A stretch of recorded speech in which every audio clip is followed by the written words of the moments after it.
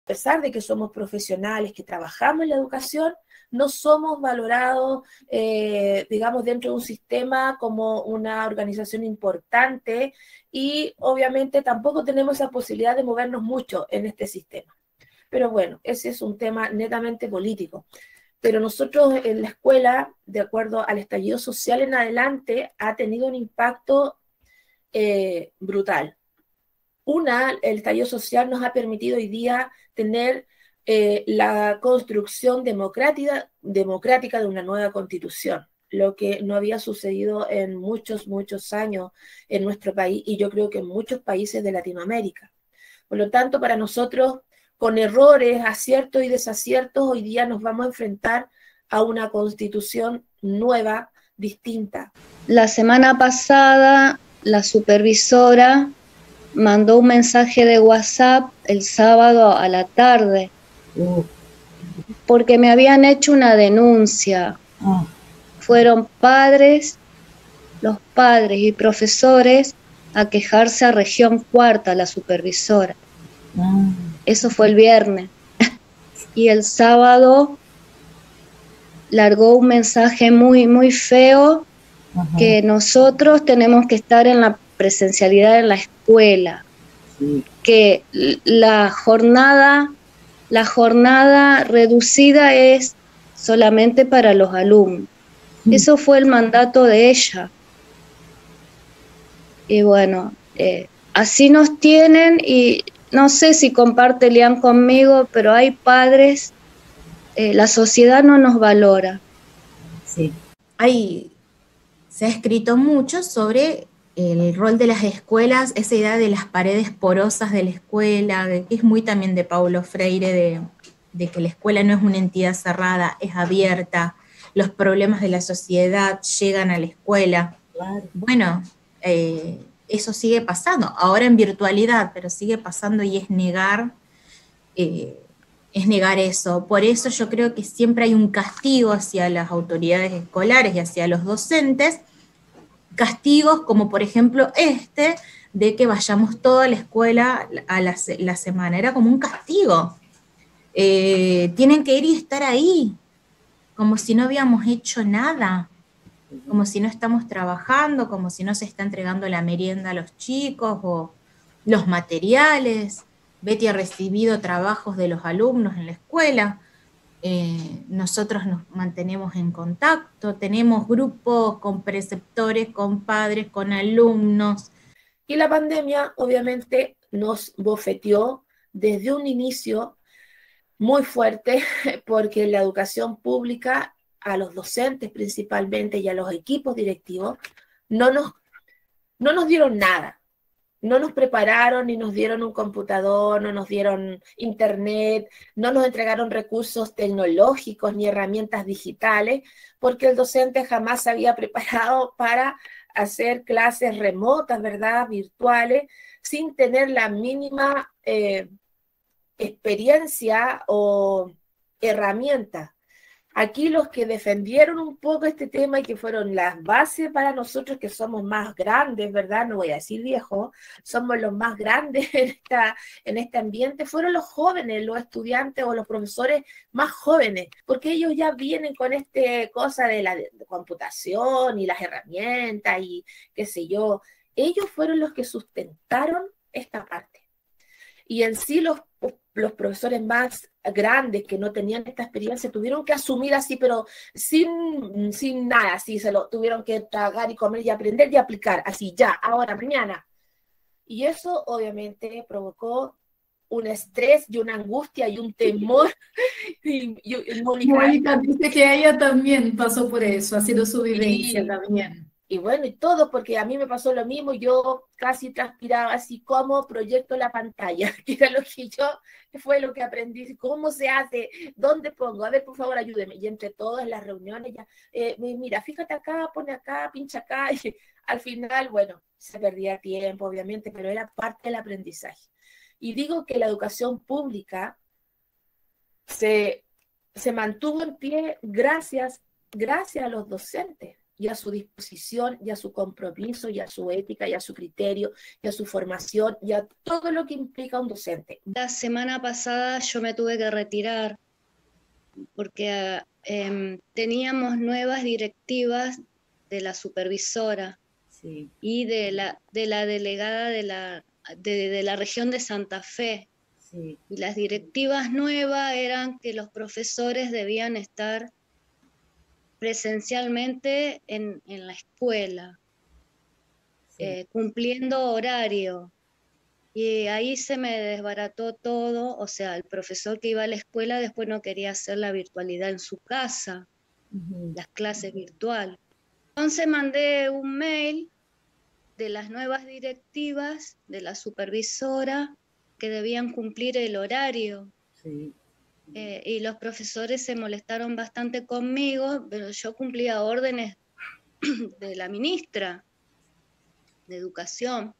Sí. La verdad que pasé un mal momento porque me hicieron como un piquete en la escuela de profesores, se fueron todos a dirección, me empezaron a increpar porque ellos no querían cumplir horario. Y bueno, la verdad que después me llamó el gremio de ANSAFE, es un gremio que nos representa y nos defiende a los docentes, ANSAFE. Uh-huh.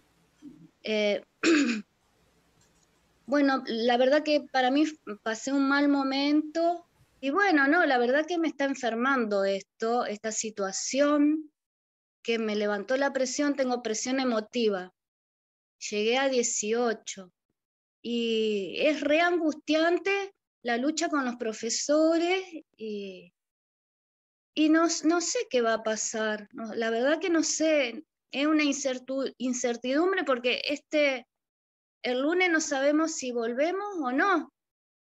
Y siempre las noticias nos dan a último momento si vamos a la escuela o no vamos.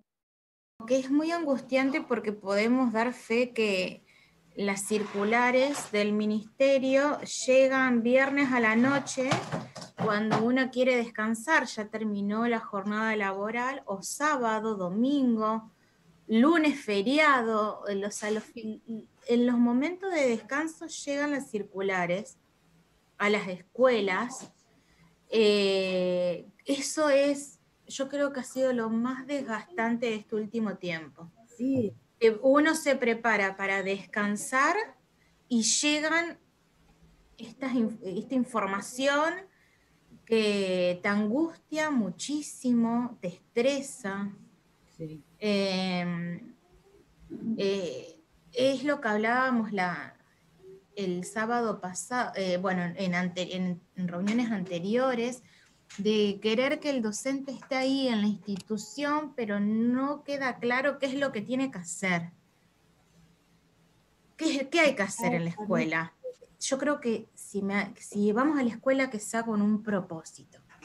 Ahora que nos organizamos, creo yo, Betty, de tener un representante por departamento en la escuela todos los días y citar a los alumnos, que muchos tienen problemas de conectividad, es como que hay un propósito para ir a la escuela.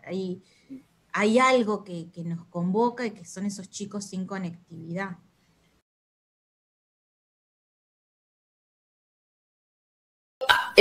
También tengamos que decir algo que en realidad volvemos con lo mismo, ¿no? O sea, pandemia lo que hizo fue visibilizar situaciones reales. No es que con la pandemia los edificios se vinieron abajo. En realidad, pandemia lo que hizo es iluminar la realidad de los estados decadentes de los edificios escolares. Exactamente. Eso, o sea, la pregunta sería, o sea, ¿por qué nosotros, por qué el Estado no sostuvo, no mantuvo, no arregló, no mejoró las condiciones edilicias, habitacionales de los estudiantes y de los profesores? O sea, ¿por qué tuvo que llegar pandemia para poder visibilizar eso? Exactamente. O sea, aparte, o sea, otra de las cosas, el agravante de pandemia lo que hace justamente es complejizar la realidad. Sí. Pero en realidad la situación problemática ya estaba situada de años. Sí. Tornó visible, pero ya estaba. Pero no visible en aspectos de la sociedad en su conjunto, porque convengamos que si los supervisores, los que habitan las escuelas, los que tienen el acceso al ministerio, los que saben, lo ven, ¿o no? Entonces lo que se hizo acá es visibilizar a la sociedad en su conjunto, el Estado, todas las escuelas. La realidad era para todos.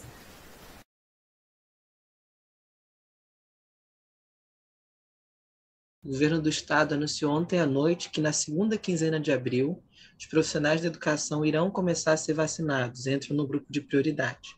Então isso é bom porque é uma oportunidade da gente receber a vacina, mas ao mesmo tempo a pressão para voltar às aulas de qualquer maneira também vai aumentar e muito, né? É uma notícia que me deixou feliz e apreensivo ao mesmo tempo.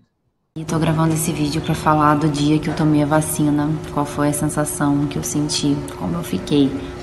Acho que a primeira sensação foi alívio, foi uma sensação assim quase que indescritível, uma coisa por dentro assim, uma alegría, uma felicidade.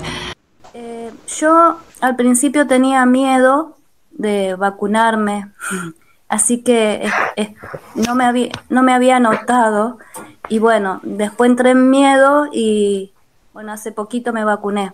Se hace muchas preguntas si está bien vacunarse o no, por las consecuencias que todo el mundo está hablando.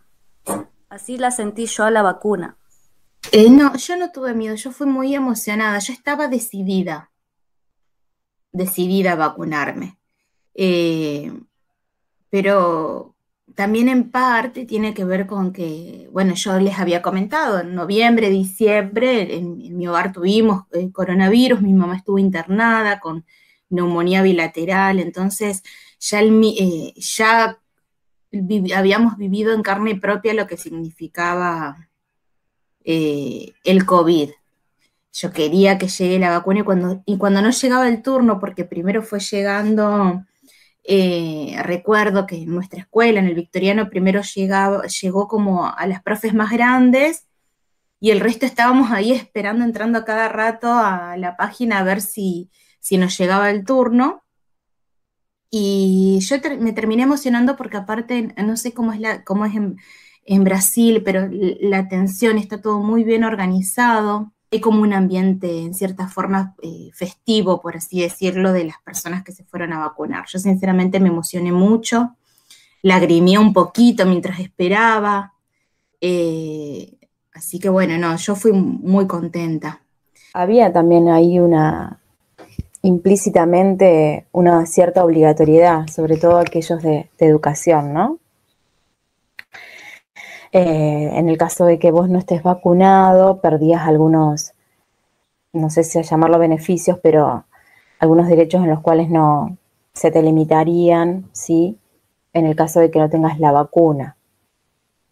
Y entonces, bueno, frente a eso uno siente cierta obligación a la hora de tomar esas decisiones. Fui temerosa porque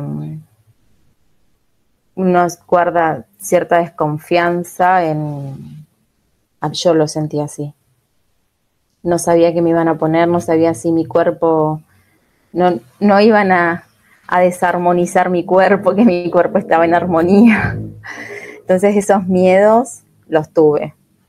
Isso aí, pessoal, todo mundo tomando a vacina bonitinho. Espero que fiquem todos bem, sem reação, mas se tiver uma reaçãozinha, né? O que é 1 grauzinho a mais de temperatura? Uma febrezinha aqui assim, um pouquinho, só um diazinho, tudo bem, né? É isto. Daqui a pouco sou eu, vou tomar minha segunda dose hoje. Bom dia! Tô muito feliz, gente, tô muito feliz. Yes! Eu tive umas reações doidas. Cara, sabe qual foi a reação que eu tive quando eu tomei a primeira dose? Eu fiquei com muita fome. Aí eu comprei 2 pizzas, aí resolveu meu problema. Mas não tive nada, não. Não tive dor de cabeça, febre, nada. Tive um pouco de dor no braço, mas não foi muito também. Eu tomei AstraZeneca. Todo mundo fala que é terrível das reações, mas comigo não. Na noite anterior eu nem dormi direito, de tão ansiosa que eu estava. Eu fui num local, que é um clube, que no Rio de Janeiro alguns espaços estão cedidos para serem postos de vacinação. Então fui um clube que não é nem 500 metros aqui da minha casa. Fiquei em torno de uns 40 minutos na fila, porque foi um dia destinado aos profissionais de educação. E na hora que eu fui vacinar, eu lembro perfeitamente da menina, era uma menina, né? Porque era uma estagiária da UERJ, em enfermagem, e uma menina falou assim: relaxa o braço e vamos ser felizes. Na hora eu senti felicidade. Bom, sobre o dia que eu tomei a vacina, foi uma sensação de alegria. Aliás, foram vários sentimentos misturados. Alegria, em primeiro lugar. Foi aquela sensação de, meu Deus, eu tô mesmo tomando a vacina? Também teve a sensação de, poxa, que tristeza, porque muita gente, né, não teve essa mesma sorte que eu. E alegria, tristeza, aquela sensação de bem-estar, de saúde, de alívio. Acho que alívio foi a mais gritante, assim. Apesar de que ainda não me sinto muito segura, nem depois da vacina. Principalmente porque as pessoas estão achando que a doença acabou. E não é bem assim, né? Eu ainda não me sinto totalmente segura, mas a primeira dose já me deu uma sensação muito boa, uma esperança, né? E sigo ansiosa para a segunda dose. Ainda não me sinto segura, mesmo vacinada. Ainda não me sinto segura, né? É necessário que a gente ainda tome alguns cuidados, mas é difícil até hoje descrever a sensação do dia da vacina, né? Eu me emociono ainda em falar, né? Porque eu tive essa oportunidade e muitos não tiveram. Salieron planes para poder comprar o facilitar la compra de algunas computadoras para los profesores. Digamos, no es que el gobierno donó computadoras para los docentes.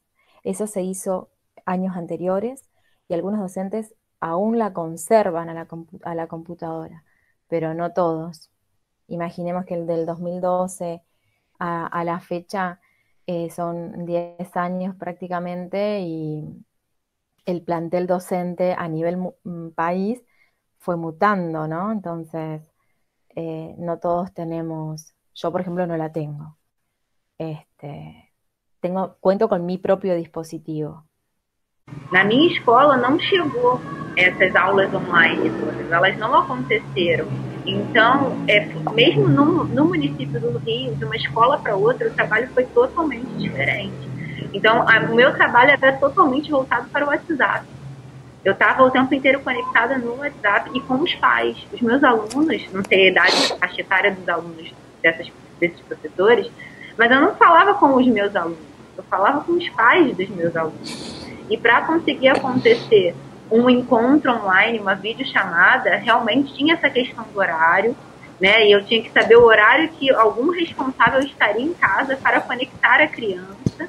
E assim, a minha escola me orientou para não sair do meu horário de trabalho. Então, realmente, marcar esses encontros fora do horário não era permitido. Eu tinha que seguir essa regra só até 5h30, que era o meu horário de trabalho. Mas o WhatsApp era o dia inteiro.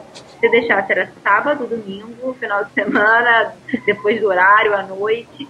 E chegou uma hora que eu tive que dar uma segurada, porque aquilo também estava me consumindo, estaba acabando con mi tiempo, eu estaba me envolviendo demais. Y después de los chicos del secundario, me acuerdo una clase que tuvimos, el único Meet que pudimos hacer. Eran 4 alumnos de quinto Humanidades.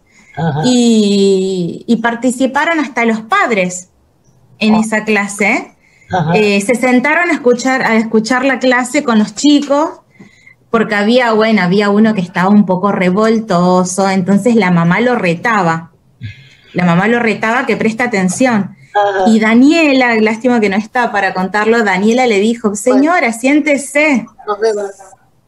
Siéntese en la clase, participe con nosotras, y se sentó a participar con nosotras de la clase, pero fue uno de los pocos Meet que pudimos hacer. Después ya en los que siguieron tenía 2 alumnos, 1. Que pena. Não funcionou el Meet. Também tinham as aulas na televisão, né, no Rio Educa, né, que agora também vai continuar nesse ano de 2021, né, TV Rio Escola, e não sabemos se era do acesso de todos, disponibilizamos o canal, passamos, e esse material vai seguir esse ano também. Alguns alunos relatavam que assistiam, outros a gente também não sabe em relação ao canal, né, se esse canal é da disponibilidade de todos em casa, se todos têm acesso a esse canal, mas também era uma forma do aluno ter acesso a algum conteúdo. Eu também disponibilizava esses vídeos pelo YouTube, que também ficavam gravados, e enviava caso eles queriam assistir essa videoaula. Então também tivemos através do Microsoft Teams, sendo que ela não atendeu a todos. A internet não era disponível a todos como eles estão programando agora em 2021, que a gente utiliza um aplicativo onde, através do celular, os professores e os responsáveis não paguem dentro daquele aplicativo. Você não vai estar acessando o seu pacote de dados. E no Microsoft Teams isso não era liberado. Tem essa diferença também. Na minha escola, eu orientei os pais, expliquei o canal. No primeiro dia, alguns me deram esse retorno, falaram, professora, eu estou aqui assistindo. Aí alguns falaram, que horas vai começar a aula? Não era aula. Aí era a fala do secretário, né? Aí teve toda essa explicação. Aí muitas mães começaram a falar assim, professora, eu não estou achando esse canal. Eu não tenho esse canal. E aí eu não estava entendendo por que elas estavam falando isso, porque a gente deu o canal na TV aberta e deu o canal na TV fechada.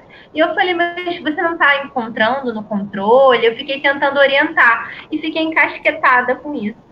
Aí eu e Joyce, conversando, chegamos a uma conclusão, que ela foi fazer um relato de uma mãe dela. As mães da comunidade, a mãe dela escreveu assim, aqui no Gatonete não pega esse canal. Então a gente tem que lembrar que na comunidade, essa questão de TV aberta ou TV fechada, ela não existe. Às vezes a pessoa que tem um gato. E nesse gato, não necessariamente o canal é aquele ou vai ter aquele canal. Então a gente fica com essa falsa ilusão de que a TV é para todos. Todos têm acesso a um canal de TV. E não tem. Acá en Santa Fe se llama plataforma educativa. Eso nos une.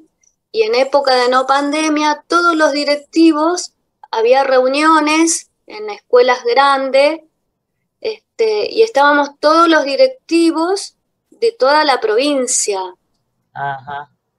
nos reuníamos y hablábamos y teníamos talleres sobre todo de matemática, lengua y literatura. Pero esas direcciones son nacionales. Tú te reúnes... provinciales. Como provincias, sí, pero todas las provincias de toda Argentina están haciendo la misma cosa. Sí, con los cuadernillos. Claro, es lo que debería ser. Hace sentido. Acá está una locura. No se sabe lo que está siendo hecho en otros cantos de Brasil, no se sabe. Sí, y yo subía como artes visuales, los trabajos prácticos los subía al Face con imágenes. Y el que quería contestar, ya no, sea alumno o no alumno mío, participaba de la clase en Face. Los padres también participaban. Mi comentario en este sentido es esa percepción sobre todo de desorden, ¿no? De sensación de caos, en donde, porque los adultos estábamos metidos en esa sensación de caos, los y las docentes, las autoridades, pero sobre quién recaía ese caos, ese desorden y esa sensación de que no se sabía hacia dónde ir, esa desazón de la que habló, se habló en Argentina, no recuerdo quién fue que lo puso, era común porque sobre todo caía sobre los estudiantes, sobre los y las estudiantes, que todavía siento que está penetrando, ¿no? Y permeando sus procesos educativos. Creo que retomar esto, reconstituir el proceso educativo va a ser costoso para esas generaciones. Y un poco esas líneas que ahí ponemos, por lo menos de 3 de los países que estamos interviniendo acá, con esta idea medio en común, ¿no? De que la educación perdió eje, perdió centro, y en mi caso, cuando yo digo que se planteó todo el objetivo educativo en base a la pandemia, pero, o sea, toda la educación estaba pensada, postulada y organizada en base a la pandemia, y no a cómo repensar la educación en un paradigma complejo. Hasta que pude encontrar la forma de dar la clase fue un desafío, fue angustiante, no sé, fue muy difícil esos primeros meses hasta que pude encontrar el camino de cómo dar la clase por WhatsApp.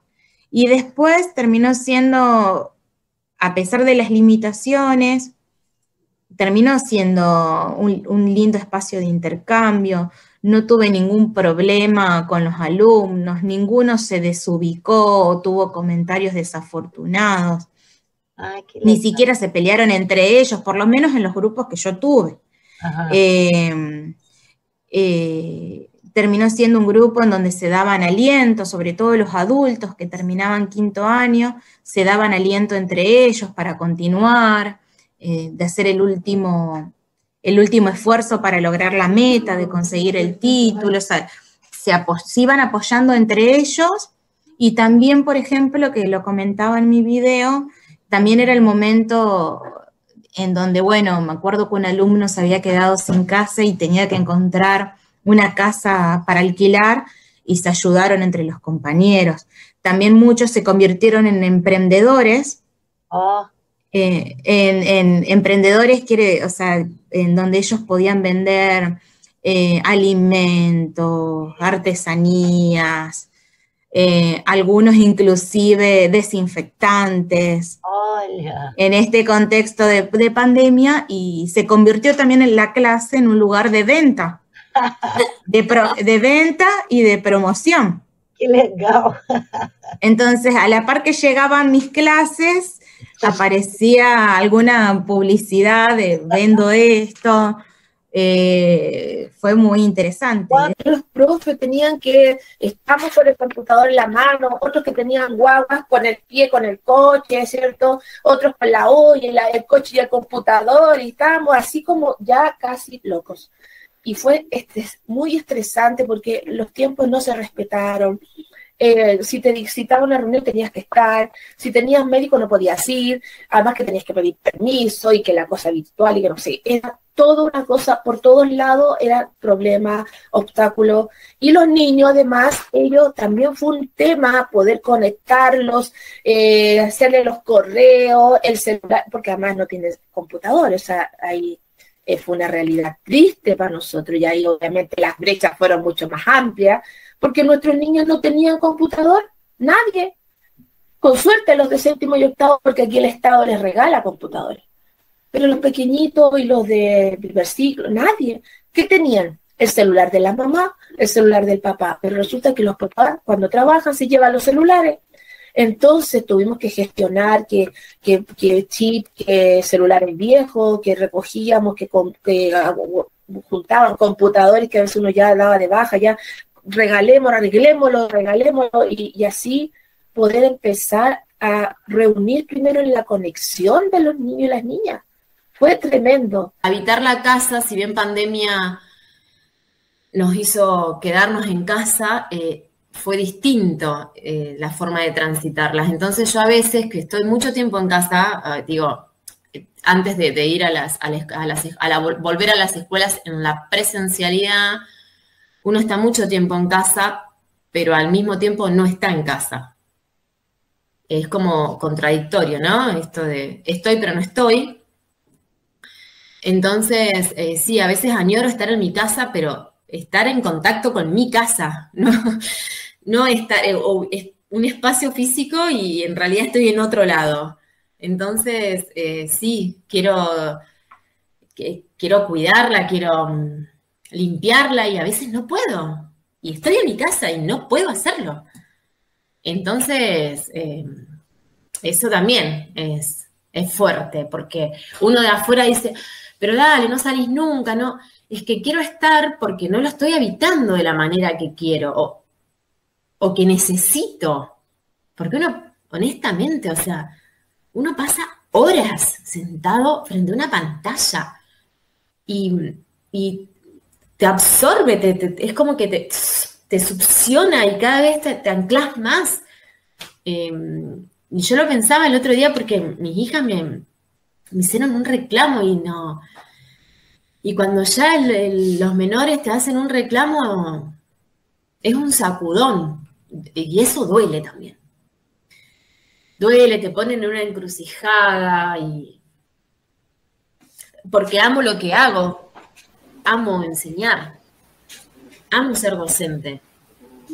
Assim que é a vida remota. São 8 horas da noite do primeiro dia de aula do semestre e eu estou sem internet desde de manhã. Estou aguardando até agora os técnicos que podem chegar até 11 horas da noite para ver se consegue dar um jeito para eu conseguir fazer tudo que eu tenho que fazer e amanhã dar aula. Acho que piorou muito a qualidade, por mais que a gente tenha conseguido, em vários casos, dar nó em pingo d'água, né? Descobrir 1000 estratégias e fazer milhões de coisas engraçadas, legais e tudo mais, eu acho que piorou muito, muito mesmo. E eu digo isso para todos os níveis, porque, primeiro assim, não pode ter melhorado com a gente estando submetido a tamanha exaustão, a tamanha exploração e a tamanha indignificação profissional. Não pode, é impossível. Só por aí já é, para mim, matematicamente impossível estar melhor. E aí vem o resto, né? Quer dizer, a realidade, as crianças, as escolas, a depredação geral. Então, assim, para mí, só pioró. Una campaña sistemática en donde se ha instalado en la población un discurso en donde los profesores y las profesoras somos malos, no hacemos nuestro trabajo, somos vagos o vagas, no, se ha instalado esto. que yo no voy a decir que no haya algunos docentes que no lo sean. Seguramente, como en todas las profesiones, hay gente que cumple su función y gente que no, seguro. Pero se instaló una cosa media general en donde el clima en general hacia el docente, sobre todo tal vez por los paros que hacíamos en reclamo, se fue haciendo cada vez más peligroso. ¿Por qué? Porque nos empezaron a dejar solos, ¿no? Nosotros somos los docentes de los hijos y hijas de todos esos trabajadores. Entonces, imagínense el quiebre y el vaciamiento de este espacio de diálogo que se produce entre toda la población de madres y padres, de progenitores y los docentes que estamos del otro lado y que necesitamos una especie de conexión, de diálogo, y que empezó como a desaparecer. Tampoco digo que sean todos los progenitores los que hayan tenido esa mirada, ni mucho menos, pero viste cuando se instala un clima en la sociedad, ¿no? Que se genera como y eso nos afectó a los docentes, nos empezó a generar una desconfianza o una sensación de dudas sobre nuestro trabajo. No estoy hablando de mí sobre mí o Carolina sobre en términos más como de clima, ¿no? Y de general. Que hizo que, bueno, sumado al agotamiento de estos 2 años, pudiéramos ver situaciones un poquito complejas. Eu vejo muitos colegas ainda perdidos, foi uma coisa que eu percebi muito na pandemia, porque jogaram pra gente, faça isso.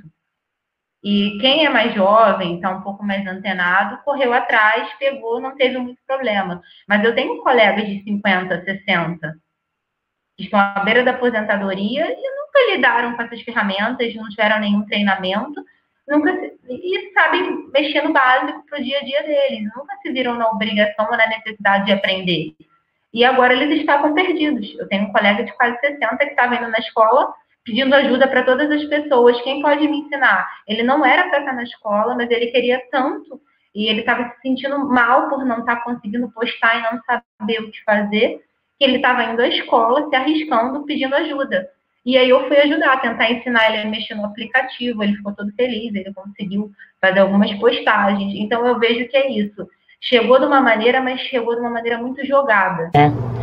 Ainda tem o período de com essa discussão, tendo ainda que a melhor das intenções, a gente acabar alimentando a ideia de que o professor não seja necessário, né? E isso é uma ideia forte em voga, né? A ideia dos grandes grupos empresariais da educação é isso, né? Fazer com que, assim se acreditando, cada universidade ou o que quer que seja a distância funcione com, digamos, 10 professores para 50 mil alunos. No início da pandemia, quando eu soube que ia ter que dar aula remota, eu entrei em pânico. Eu falei, cara, não vai dar certo isso, não sei fazer isso. Primeiro porque eu não conhecia nada, não conhecia as plataformas, não conhecia nada. Eu falei, cara, eu não sei fazer isso. Pensei assim, como é que eu vou dar uma aula de um jeito que eu não sei? Eu nunca fiz isso. Eu não sei como que eu vou fazer, como é que eu vou digitar em matemática, o que eu vou fazer? Aí eu fiquei assim, cara, não vai dar certo isso, não vai dar certo. Não vou dar aula. Chegou um momento que a gente teve que fazer, né? Porque aí começou o semestre e aí teve que fazer. Mas aí, chegando lá, a gente já tinha tido mais contato com algumas plataformas e tal. Eu tinha feito uns testes aqui em casa. Eu tenho uma cadeira transparente. Eu tinha posto a cadeira em cima da mesa. Aí eu botei a câmera em cima da cadeira para filmar o papel. Aí eu ficava escrevendo embaixo da cadeira, assim. Então, assim, aquelas coisas loucas todas, né, que a gente viu aí pela internet, professores adaptando o quadro e pensando em alternativas. Eu fiquei nessa também, de pensar o que eu podia fazer, até que eu comprei uma mesa digitalizadora, que foi que me ajudou, porque, cara, para matemática é muito complicado, você não ter como digitar rápido. E, pô, no mouse é impossível desenhar, escrever no mouse, desenhar. Aí eu comprei essa mesa e foi uma coisa assim que, nossa, pô, minha aula ficou muito melhor com essa mesa. Mas eu entendo, assim, que foi uma coisa que eu comprei porque eu tive a condição de comprar. Foi uma coisa que eu comprei do meu dinheiro, não foi a escola que me deu, não foi o governo que me possibilitou ter esse equipamento, entendeu? E eu sei que essa não é a realidade das pessoas em geral, entendeu? De pegar um dinheiro, nesse momento que a gente está passando, que é um momento complicado, está todo mundo mais apertado, pegar um dinheiro para investir num material que vai ser para usar agora. Depois eu não vou usar mais isso. Agora, em relação ao ano de 2021, eu acho que nós tínhamos expectativas, nós acreditávamos que tudo estaria bem melhor, e não é esse cenário que nós temos atualmente. O número de mortes aumentou absurdamente para 3.000, 4.000, e o que eu sinto muitas vezes é que parece que estão querendo normalizar as coisas, querem que a gente aceite que essa é a nova realidade e tá tudo bem, e que você volte a trabalhar, que todo mundo retorne, que você comece a fazer suas atividades normalmente, e estão banalizando a coisa, né? Como se fosse normal você ficar vendo esse número crescente de mortes, 2, 3, 4, e tá tudo bem, vida que segue, porque tudo tem que continuar. Então, acho que não é assim que funciona. A gente tem que, né, ficar muito atento a essas intenções que estão por trás, porque senão, como vai ter o controle dessa pandemia? Como isso vai acabar? Até quando? E até atingir a nossa família, nossos familiares, pessoas próximas, quantas mortes mais vão ter que acontecer para a gente ver que não estamos no caminho certo, que a coisa não está controlada, e não podemos banalizar isso. Então, acho que essa é a sensação de 2021. Um momento mais grave ainda, um ano depois, né? E as pessoas querendo agir normalmente. Então, é um misto de sensações, de sentimentos. Um grupo ainda muito preocupado e vendo a realidade da coisa, e outro grupo querendo que a vida siga normalmente. Eu pensei em três palavras que têm a ver com isso. Seria adaptação, frustração e desacreditado. Foi primeiro adaptação, porque primeiro foi uma adaptação de local, trabalhar em casa, e compra cadeira, e compra suporte para computador, e compra isso, e compra aquilo, e não está adiantando. Então o corpo, né, sentiu muito essa diferença do que era uma aula presencial. Os trabalhos de computador a gente já fazia, mas a proporção era muito menor. Agora era tudo feito no computador. Adaptação de conteúdo, por 2 motivos. Primeiro, o tempo, né, que você mandava, que você tinha disponível online, o tempo era sempre reduzido por causa da tela, da ergonomia dos alunos e da gente. O tempo o material que você mandava para os alunos estudarem em casa também tinha que ser mais reduzido. E uma adaptação de conteúdo, principalmente ano passado, no final do ano, quando a gente começou, e até ali, final de março, abril, que estava aquela onda gigante, né? Eu estava me adaptando de, tipo assim, olha, as pessoas estão morrendo. O que é que tem de tão importante assim na minha matéria, nesse momento, para esses alunos, né? Alunos perderam parentes, perderam pessoas próximas, e todos tensos, né, naquela situação de vai pegar ou não vai, e trancados em casa, com todas as zonas de lazer comprometidas. Então, eu tive que reachar dentro da minha matéria, das minhas aulas, das minhas matérias, um motivo para estar ali. Tipo assim, olha, isso aqui é importante no meio de uma pandemia. Então, foi uma adaptação de conteúdo também, acho que muito grande, assim. O trabalho dos professores já não era se preocupar porque os estudantes estudassem tal ou qual tema, ou tal lição, ou tivesse tal material, senão estar trabalhando pelas condições, preocupados pelas condições. Eu perguntava para meus alunos em que condições eles estavam, como estavam se levando com sua família, né? Como se eles tinham algum problema, se eles precisavam de alguma coisa. Em alguns casos, fizemos redes porque alguns estudantes não tinham acesso, e dizemos, bom, vamos nos encontrar na porta do liceu e eu levo para lá o material. Então, claro que mudou, porque quase que a instituição de escolarização foi a pessoa, né? As pessoas que se involucraram, porque nem todos os professores fizeram isso, mas as pessoas involucradas nos convertimos como uma espécie... Éramos a instituição direito, né? Fazendo tudo. E ainda mais, porque tentando ver se eles precisavam alguma outra...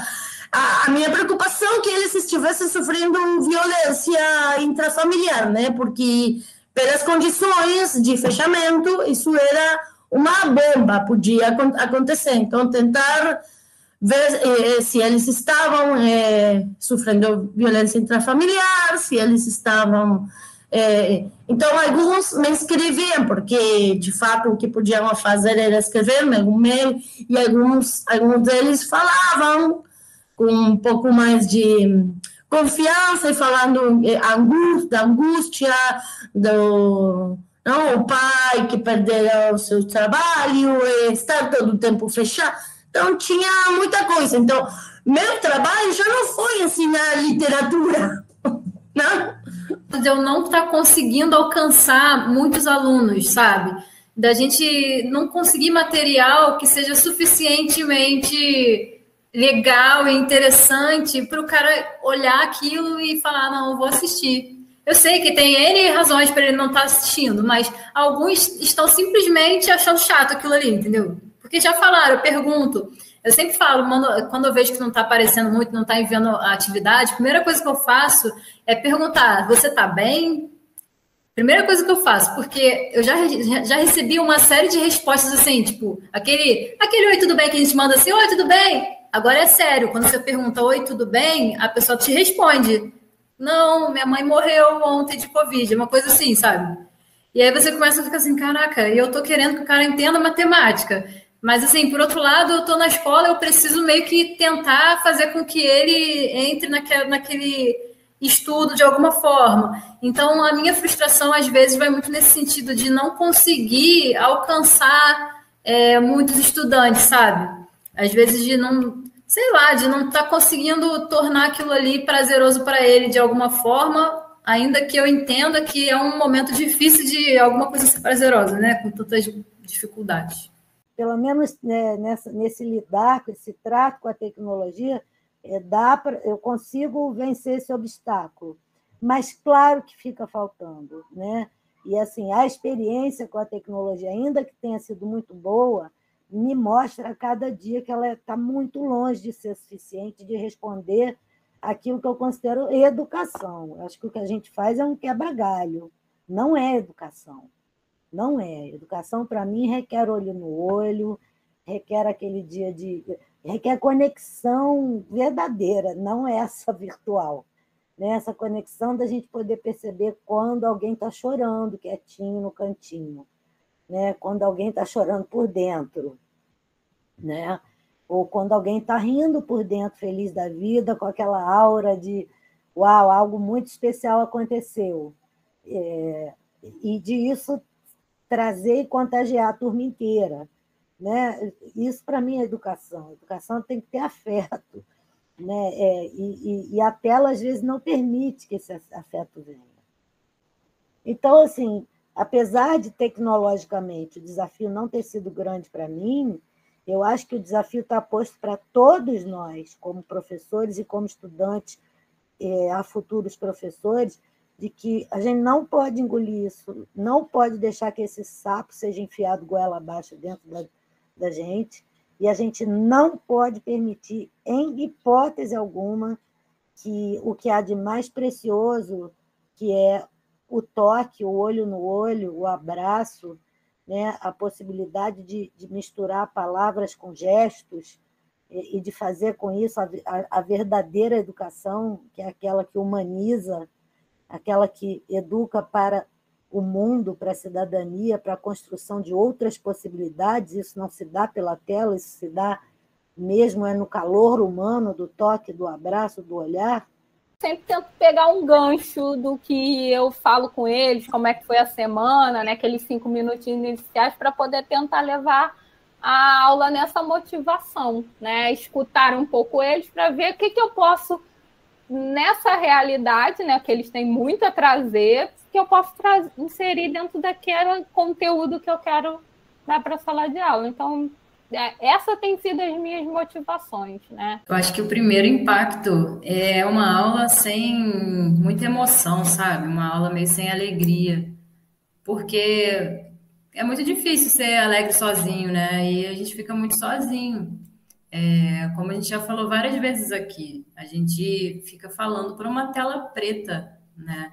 Uma tela cheia de letras, cada aluno é uma letra ou um desenhozinho. Você não sabe nem qual é a cara que eles têm, você não sabe a voz deles, você não sabe a letra deles, não sabe nada. Então, eu acho que o primeiro impacto que me vem à cabeça é isso. Tirou de mim uma coisa que eu tinha muito durante as aulas, que era a alegria de estar ali, sabe? Não que eu tenha feito um trabalho assim, de qualquer jeito, um trabalho sem alegria total, mas é muito difícil, sabe? Você não tem feedback dos alunos, nem feedback assim, se eles estão entendendo ou não o conteúdo, e se eles estão bem, se eles não estão bem. É muito ruim você trabalhar dessa forma, né? Porque o professor tem esse lado humano o tempo todo. Eu não estou lá só para ensinar matemática, né? Eu estou para ensinar, para trocar com eles, para saber deles, e a gente não consegue isso no ensino remoto. Então, a primeira coisa que me vem à cabeça é isso. O período é um fator fundamental, falando de técnico. De graduação também, porque no último período eles só querem defender o TCC e ir embora também. Então, no técnico já estão exaustos, de um técnico que é exaustivo, né? E então a adesão é muito pouca, tem sido muito pouca, e a ideia de uma matéria, a ideia deles poderem, né, não ir numa aula e depois de um dia de estágio ou de iniciação científica, ou tão exaustos mesmo da pandemia, acho que acaba sendo forte para eles. Então, a adesão nas minhas turmas é pouca. E a participação é muito, muito baixa. É quase zero, né, para falar a verdade. Antes da aula, eu sempre tenho uma conversa com eles, né? Como é que foi a semana, como é que eles estão indo.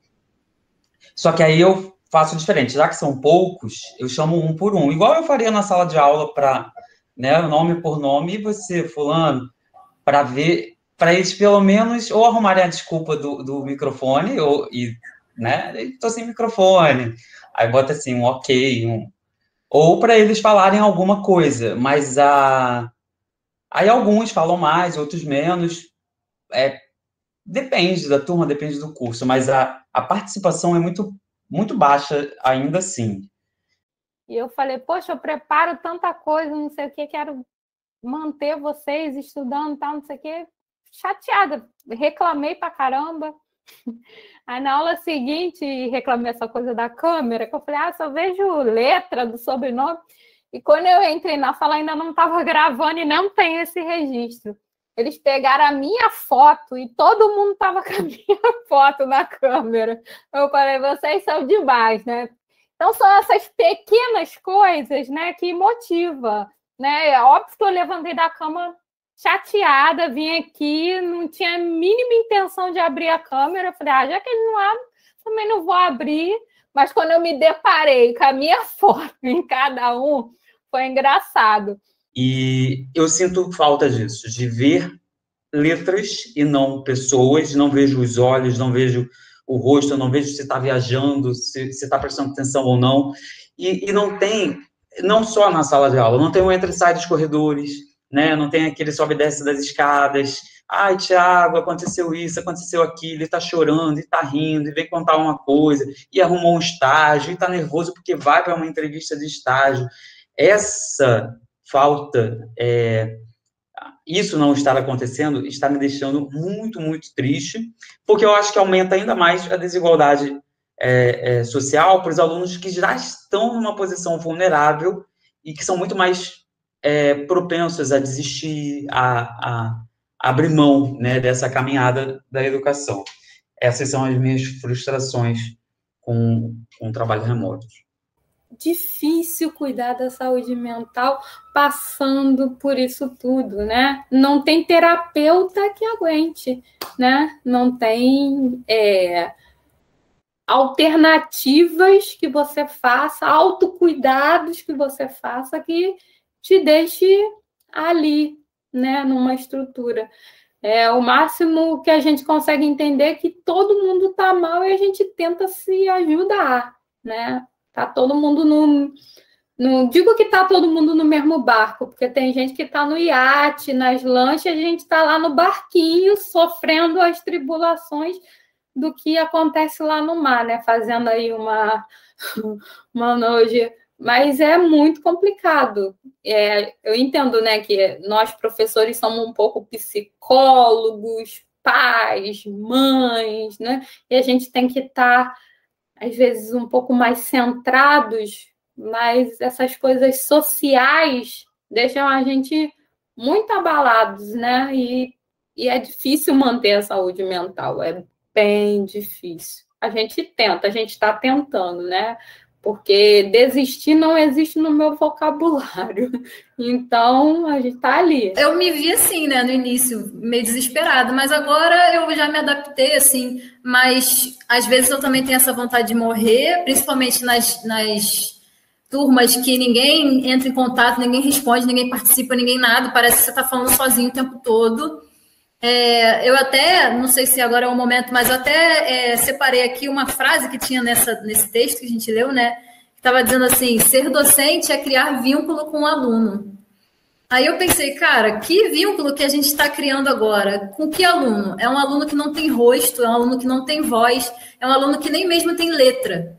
Tipo, eu não sei como é que é a caligrafia do meu aluno, eu não sei nada, eu sei apenas um nome. Fiquei bem preocupada com a situação que a gente se encontra, e até porque a gente vê muitas pessoas que não estão nem aí, não tomam os cuidados, não estão usando mais máscara, estão se aglomerando, não entendem a importância de tomar a vacina. Então, em relação à minha escola, a gente está num período difícil, como eu tenho relatado dos nossos encontros. Perdemos o diretor do turno da noite, o diretor do estado, por complicações do Covid. Muitos casos na minha escola, muitas suspeitas de Covid. Estamos passando por um período de tensão que mexe com o nosso psicológico, com o nosso emocional. E quando a gente parecia que estava entrando num momento mais tranquilo, com a chegada da vacina, as pessoas se vacinando, mesmo assim veio essa variante Delta e os casos não param de aumentar. Percebo que muitos alunos e pais de alunos, que é o público que eu convivo, não têm máscaras apropriadas, adequadas, tanto em relação ao tamanho para a criança, para o rostinho da criança, e até às vezes ao material que a máscara é feita. Então às vezes a pessoa usa, mas usa de maneira errada, a máscara é pequena demais ou grande demais, fica caindo do rosto, não se encaixa bem, e às vezes o material da máscara também não protege, como o próprio médico falou. E além disso, a pessoa não faz a higiene correta se a máscara for de tecido, de pano, né? Lavar a máscara, ter esse hábito de lavar sempre. E então, talvez uma máscara, né, como essas que eles têm usado, descartáveis, com mais proteção, seria o mais indicado, né, de ter essa distribuição gratuita para a população, principalmente a população que mais precisa, de baixa renda. Eu quero me aposentar, não quero mais isso para mim. Mas é difícil dos dois lados, assim, ver do professor, da sala de aula, do aluno e ver da gestão. É muito, muito complicado lidar com tudo isso e com um sorriso no rosto, dizendo que vai dar tudo certo, mesmo achando que, meu Deus do céu, não dê. Essa semana, na terça-feira, uma aluna apresentou sintomas em sala. Ela teve febre e dor de cabeça. E então eu fiquei tão nervosa na terça-feira que eu tive uma crise de enxaqueca também. Fiquei com o pescoço todo duro e muita dor no rosto. Mas como eu tenho enxaqueca, eu achei que era de nervoso, de tensão. Aí a minha turma está suspensa, minhas duas turmas, por 14 dias, porque essa menina apresentou sintomas em sala. Aí eu tô meio que em alerta, entendeu? Aí hoje, essa madrugada de novo, eu tive enxaqueca. Aí acabando aqui o encontro, acho que eu vou lá no posto, vou fazer um teste, porque eu preciso me tranquilizar. Eu não tô sentindo nada, mas eu já tenho essa enxaqueca, mas pode ser outra coisa. Então eu preciso ter essa certeza para ficar calma. Assim, a situação não tá boa lá na escola, tem muitos casos pipocando. Essa minha aluna foi o 4º caso. Depois que a minha turma se afastou, as minhas turmas, ainda teve uma turma de educação infantil que se afastou também. Então, eu já não sei nem mais te dizer quantos casos tem naquela escola, que não fecha. Então, assim, essa semana foi de tensão, assim, foi estresse, e eu tô em casa, mas ao mesmo tempo tô apreensiva, né? Tenho meu marido aqui que tem asma, e aí você fica com medo, né, de estar com alguma coisa e passar para outra pessoa, fora as outras pessoas que às vezes você encontra, mas sim, se Deus quiser não vai ser nada, mas não tô muito bem de cabeça, eu acho que é por isso que a enxaqueca tá aparecendo também. A gente fica trabalhando no WhatsApp sem ter hora para trabalhar, porque aí é isso que me irrita no WhatsApp, porque não tem feriado, não tem férias, não tem sábado e domingo, não tem hora, não tem mais nada, não tem mais dias de trabalho.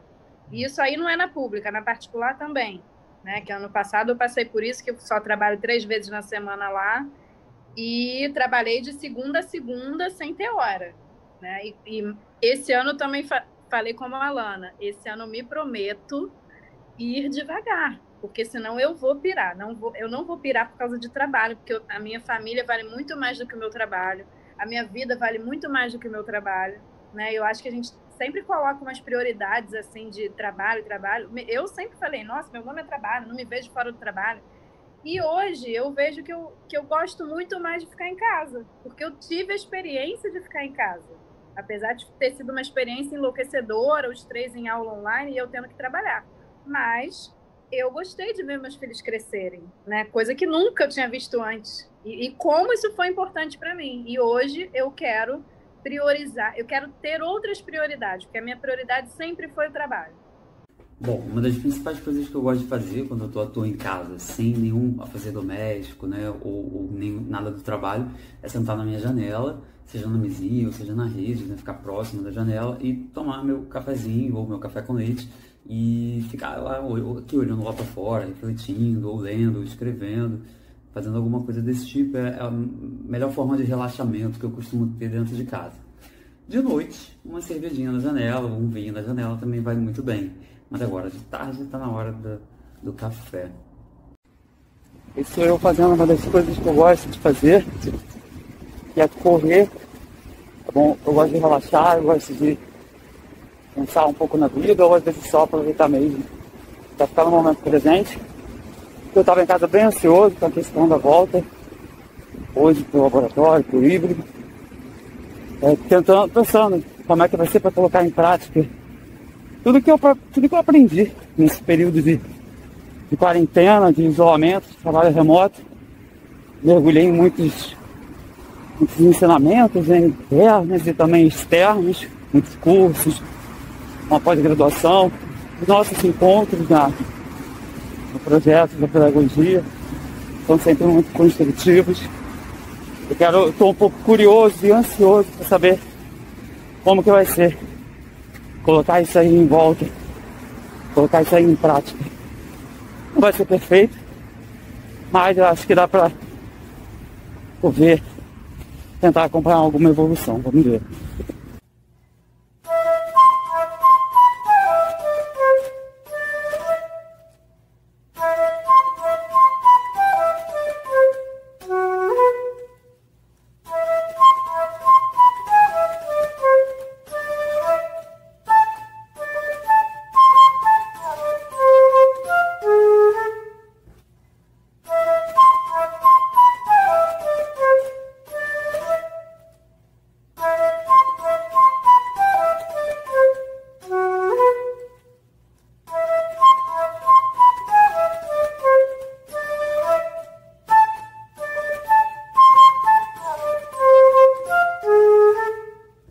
Haja resistência, porque a gente tem, como os outros todos já falaram, repito, também acho, a nossa resistência diária, desde que a gente se entende por professor, né? O professor tem isso no cotidiano da sala de aula, tem que resistir. Agora, o que me preocupa dessa resistência, a gente tem essa coisa de, é o dom do professor. Não, nós temos uma profissão, nós somos professores, e falta as pessoas entenderem um pouco isso. Né? Nós somos profissionais, nós não somos a tia da sala de aula. Muitas vezes eu sou, mas eu sou uma profissional trabalhando ali. E eu acho que essa resistência na pandemia, e é por isso que eu estou falando sobre isso na minha pesquisa, foi algo que ficou muito gritante, porque assim, o mundo mudou, não foi só a nossa classe que mudou, né? A pandemia teve que adequar todas as profissões se adequaram a um momento de distanciamento social. Algumas ficaram simplesmente sem trabalhar, algumas pessoas simplesmente sem trabalhar, outras pessoas passaram a trabalhar ali pelo computador, fazendo algumas reuniõezinhas, mas nós tivemos que mudar, literalmente, tudo o que a gente estava acostumado a fazer. Então, assim, se a gente não tivesse dentro da gente essa resistência pré-pandemia, a gente não teria feito isso tudo que a gente fez na pandemia. Então, acho que é muito positivo isso para nós, mas também é muito desesperador, porque ao invés de a gente falar assim, não, tá na pandemia, tá difícil, vamos parar um pouco. A gente não fez isso. A gente, no segundo seguinte, a gente já estava naquela loucura de querer ajustar o mundo educacional ao que tinha para hoje, que era a pandemia. Então, acho que essa resistência é muito positiva, mas também é um pouco desesperadora, assim, porque a gente tem é como se a gente tivesse a obrigação de dar um jeito em tudo, né? E a gente dá. Esse que é o problema. É o problema ou é a solução, né? A gente vai dando o nosso jeito de trabalhar. La grande missão que nós outros tuvimos na pandemia foi seguir, né? Continuar com a educação. Eu creio que essa foi assim a resistência, e eu penso muito nesse sentido, que foi poder continuar, né? Promovendo a educação para os niños e niñas, jovens e adultos, na escola pública, em Brasil, Chile, Argentina e Uruguai. Estamos falando de Sudamérica, mas isso ha sido um desafio mundial, né, para todos e todas no mundo, e eu creio que ha sido muito potente pensar que esta experiência, né, de fazer currículo, de fazer prática, né, pensando na interação entre professor e alunos, de lo que ocorre na aula, eu pude constatar de como ganhou força, de lo que determina, lo que marca a educação, a relação humana, né, porque a escola, a aula, ganhou outro formato. Ele precisa, assim, que essas pessoas que estão chegando, né, para trabalhar conosco, que tenham essa visão da escola pública e que acreditem que pode dar certo, porque pode, né, assim, porque a gente está, realmente é muito desesperador, é chocante, eu estou usando as palavras de vocês, é desesperador e é chocante, mas, assim, você olha para aquilo e você fala, tá bom, é desesperador e chocante, mas eu tenho como fazer alguma coisa aqui, porque a gente trabalha num único lugar. A meu ver, é o único lugar que ainda é possível mudar alguma coisa, mudar lá para frente, né? E realmente esses alunos hoje, eles estão num buraco, né, que ficou muito grande, muito maior, sempre foi muito grande, sempre foi, mas agora está muito maior, está muito mais gritante, né? Muito mais chocante. E aí você, professor, e vocês que estão chegando, nós conseguiremos sair desse buraco. Né? É um poço, mas ele tem um fundo e a gente vai escalar para sair dele. Agora, a gente sentar e chorar e dizer, não, a gente era feliz, como eu usei lá na minha pesquisa, né? A gente era feliz e não sabia, a gente era feliz e não sabia, mas e agora? O que a gente faz com isso? Né? E é possível a gente sair. E a gente precisa mostrar isso para eles, é isso que eu fico mais nervosa, porque eu olho os meus alunos certinho na série, bonitinho lá da escola particular, e olho os meus alunos no município, que estão no 4º, no 5º, no 6º, no 7º, sem saber ler. Tem criança que não sabe ler, que não conseguiu aprender ainda, sabe? É muita diferença. E o que a gente vai fazer com isso? A gente tem que resistir e fazer diferente, né? Não adianta a gente fazer o mesmo do que a gente sempre fez. É muito desesperador, eu concordo. Mas eu ainda acho que, muito além do desesperador, a gente pensar na importância do nosso trabalho. Porque trabalhar com educação, a gente trabalha com o futuro. E que futuro é esse que essa criança vai ter desse jeito? Né? Como? E se a gente também ficar sentando e chorando, não vai para frente, né? Então, claro, hemos pensado que a revolução digital estamos vivenciando, e hemos pensado muitas vezes e discutido isso ao princípio de los 90, de que, bueno, a enseñanza online y los computadores reemplazarán los profesores. No, la pandemia trajo, marcó de una manera muy fuerte de que la relación humana no se reemplaza. Podemos tener el apoyo de las herramientas de comunicación digitales para continuar con nuestro trabajo en pandemia, en no pandemia, enfim, em uma catástrofe ambiental, que isso pode passar, enfim, condições adversas que impidam a presencialidade ou por opção, como um complemento, a ensinança remota, pensando como um complemento, pero que a relação humana, essa interação, não é reemplazada, e isso é o que determina a qualidade do trabalho do docente, de lo que se hace, como grupo, como interação.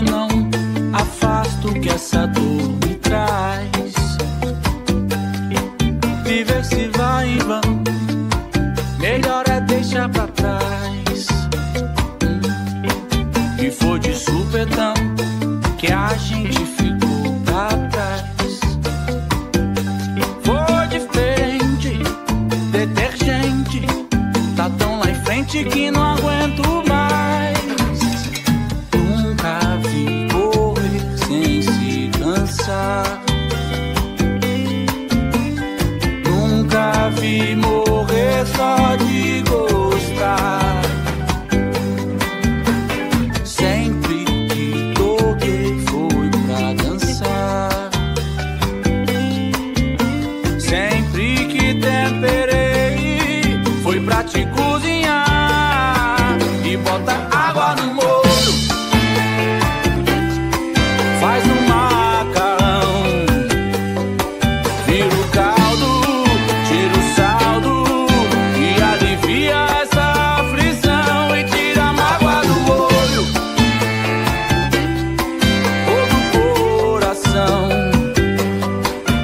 canta alto, sai do salto e vê se vibra que viver é bom.